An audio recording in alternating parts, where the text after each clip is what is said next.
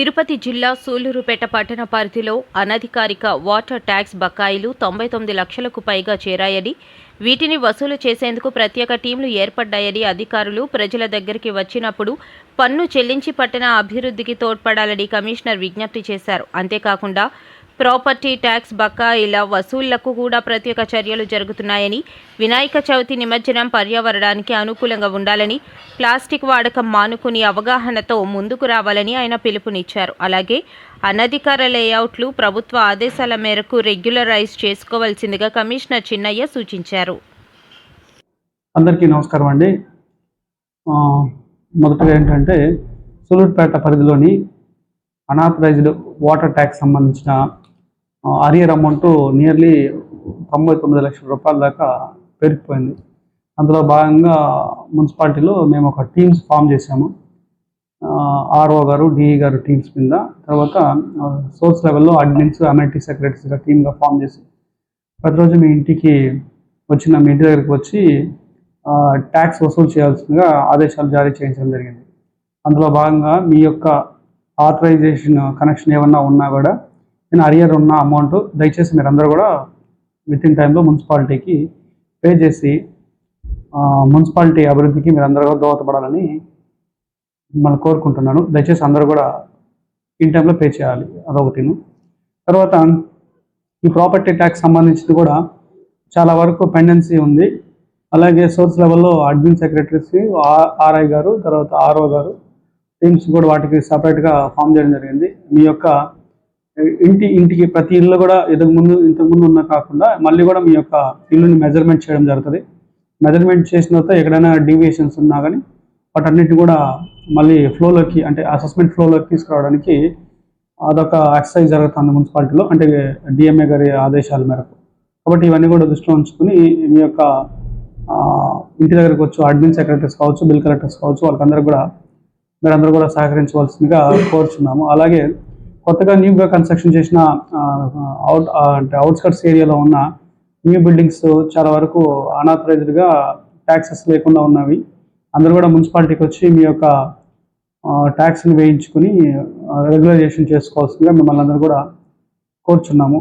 అలాగే ఈ వినాయక చవితి కూడా గౌరవ ఆర్డీఓ గారు ఆదేశాల మేరకు, ఎమ్మెల్యే గారి యొక్క సూచనల మేరకు ఈసారి మనము ఒక ఇన్నోవేటివ్గా, అంటే ఎకో ఫ్రెండ్లీ నిమజ్జనం అనేది ఒక ప్లానప్ చేయడం జరిగింది. మనము రెగ్యులర్గా ఎవ్రీ ఇయర్ మనము వాటంబేట్ రోడ్లో కాలంగి రివర్లో మనము నిమజ్జనం చేయడం జరుగుతుంది. ఈసారి అలా కాకుండా అదే సేమ్ ప్లేస్లోనే మనం ఒక పిట్ అనేది ఒకటి ఏర్పాటు చేయడం జరుగుతుంది. ఏర్పాటు చేసి దాంట్లో ఒక ప్లాస్టిక్ లేయర్ అనేది ఫామ్ చేసి ఈ పిఓపికి సంబంధించిన విగ్రహాలు ఏమన్నా ఉన్నా కూడా ఆ విగ్రహాలన్నింటినీ కూడా మనము ఆ యొక్క పిట్లోనే మనము నిమజ్జనం చేయడం జరుగుతుంది. దీని ద్వారా ఏంటంటే సాయిల్ పొల్యూషన్ కానీ, మనం ఉన్న కాలంగి రివర్ పొల్యూషన్ కాకుండా మనం అరికట్టిన వాళ్ళం అవుతాము. తర్వాత పూజా సామాగ్రికి సంబంధించిన, అంటే మన ఐడియల్కి సంబంధించిన, విగ్రహానికి సంబంధించిన పూజా సామాగ్రి కూడా మనము కాలంగి రివర్లో వేయకుండా దాన్ని ప్రత్యేకంగా మేము ఒక డిజిగ్నేటెడ్ ప్లేస్, అంటే ఆడ మా వెహికల్ అనేది ప్రొవైడ్ చేస్తాము. అందరూ కూడా ఆ పూజా సామాగ్రి కూడా ఆ విగ్రహ సంబంధించిన పూజా సామాగ్రి అంతా కూడా అక్కడ ఉంచేసి ఆ పిఓపి విగ్రహాన్ని మాత్రమే దాంట్లో నిమజ్జనం చేయడం జరుగుతుంది. ఈ ఓబీసీ ఛానల్ ప్రకారం దాని ద్వారా మీకు అందరికీ వినియోగించుకోవడం ఏంటంటే, అందరూ కూడా పిఓపిని వదిలేసి మట్టి విగ్రహాలని ప్రిఫర్ చేయాల్సిందిగా అందరికి కూడా కోరుచున్నాము. ఇదొక మార్పుని అందరూ కూడా గమనించాల్సిందిగా పుర ప్రజలకు అందరికి కూడా తెలియపరచడం జరిగింది. మళ్ళీ తర్వాత మన సూళ్లూరుపేటలో సంబంధించి గణేష్ ఉత్సవ కమిటీ మెంబర్స్తో కూడా మాట్లాడడం జరిగింది. వాళ్ళందరూ కూడా దీనికి విల్లింగ్ అయ్యారు. తర్వాత గౌరవ ఆర్డీఓ గారు కూడా కోఆర్డినేషన్ మీటింగ్ అనేది కండక్ట్ చేసి వాళ్ళ యొక్క ఇన్పుట్స్ అన్ని తీసుకోవడం జరిగింది. సో అందరూ కూడా పుర ప్రజలందరూ కూడా ఇవన్నీ గమనించి పురపాలకకు సహకరించవలసిందిగా అందరికి కూడా సవనీయంగా కోరుచున్నాము. ఈ ఎల్ఆర్ఎస్ అనేది కూడా ఈ మధ్య రీసెంట్గా అందరూ కూడా మేము పేపర్ మూలకంగా గాను, తర్వాత మెయిన్ సర్కిల్స్లో పెద్ద హోర్డింగ్స్ వేయడం జరిగింది. ఈ అనాథరైజ్డ్ లేఅవుట్స్కి సంబంధించి అన్ని కూడా రెగ్యులైజేషన్కి ఈసారి అవకాశము రాష్ట్ర ప్రభుత్వం అనేది ఉత్తర్వులు జారీ చేస్తున్నది. మన సూలూరుపేట పరిధిలోని ఏమైనా అనాథరైజ్డ్ లేఅవుట్స్ ఎవరైనా ఉన్నా కానీ దయచేసి మీరందరూ కూడా ముందుగా ఒక 90 days అనేది టైం గ్యాప్ అనేది ఇవ్వడం జరిగింది. ఆ గ్యాప్లోనే మనం అందరం కూడా ఆ యొక్క మీ యొక్క లేఅవుట్స్ని రెగ్యులైజేషన్ చేసుకోవాల్సి ఉంది. కాబట్టి దయచేసి అందరూ కూడా పురపాలకులని టౌన్ ప్లానింగ్ సెక్షన్ని అప్రోచ్ అయినా, లేకపోతే మా నియర్ బై ఉండే సచివాలయంలో ఉన్న ప్లానింగ్ సెక్రటరీస్ని మీరు అప్రోచ్ అయినా వాళ్ళు మీకు గైడ్ చేసి దాని ప్రొసీజర్ అనేది మీకు తెలపడం జరుగుతుంది. కాబట్టి దయచేసి అందరూ కూడా మీరు దీన్ని కూడా గమనించి పురపాలకు సహకరించవలసిందిగా కోరుచున్నాము.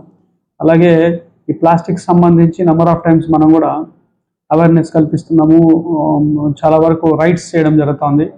అయినా కూడా కొన్ని ఏరియాలలో కూడా అలాగే ప్లాస్టిక్ కవర్స్ అంటే single use plastic below 120 microns కన్నా తక్కువ మందం గల ప్లాస్టిక్స్ని మనము ఎప్పుడో మన రాష్ట్ర ప్రభుత్వం ఎప్పుడో ఎరాడికేట్ చేసింది. బట్ కొన్ని ప్లేసెస్లో అంటే ఈ స్ట్రీట్ వెండర్స్ కావచ్చు, కొన్ని ప్రొవిజన్స్ షాప్స్ కావచ్చు, కొన్ని మాల్స్ కావచ్చు, వీళ్ళన్నీ కూడా ఇట్లాంటివి యూజ్ చేయడము చట్టరీత్యా నేరము. కాబట్టి దయచేసి అందరూ కూడా ఈ యొక్క దాన్ని కూడా గమనించి ప్లాస్టిక్ని ఎరాడికేట్ చేయాలి. ఈ ఫిష్ వెండర్స్ కావచ్చు, అయితే మటన్ స్టాల్, చికెన్ స్టాల్స్లో కూడా black covers and blue covers విచ్చలవిడిగా కూడా మీరందరూ కూడా దాన్ని గుర్తించుకొని ఆ ప్లాస్టిక్ కవర్స్ మాత్రం వాడకండి. లేదంటే అదర్వైజ్ లేకుంటే మా యొక్క మున్సిపాలిటీ టీం మీ దగ్గరకు వచ్చి వాటిని తీసుకొని మీకు పెనాల్టీలు అనేది ఇంపోజ్ చేసి మీ యొక్క ట్రేడ్ లైసెన్స్ని రద్దుపరచడం జరుగుతుంది. కాబట్టి జాగ్రత్తగా మీ యొక్క వ్యాపారాన్ని కొనసాగించుకోవాల్సిందిగా తెలియపరుస్తున్నాం. Thank you.